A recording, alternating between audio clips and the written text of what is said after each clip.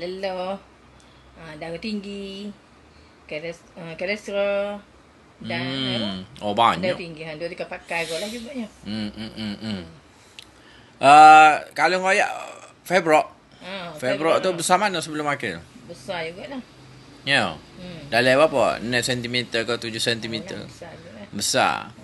Lepas tu di R4, setelah makan di R4 tu macam mana? Hari pertama, hari kedua tu? Dia masa 2-3 hari tu, jadi Februar tu mengecut. Ya. Lepas tu kalau darah tinggi buat TCA, daripada 200 pergi ke 157, 74.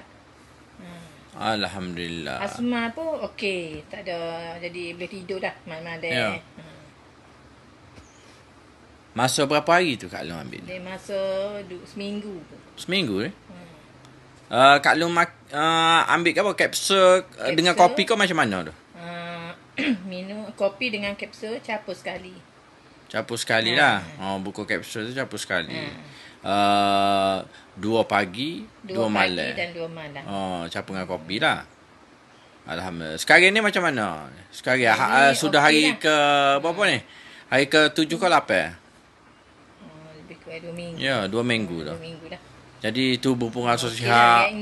Jadi lah. tubuh ni jadi jalan kuat sikit pun okey sebab kita tak ada lelah dah.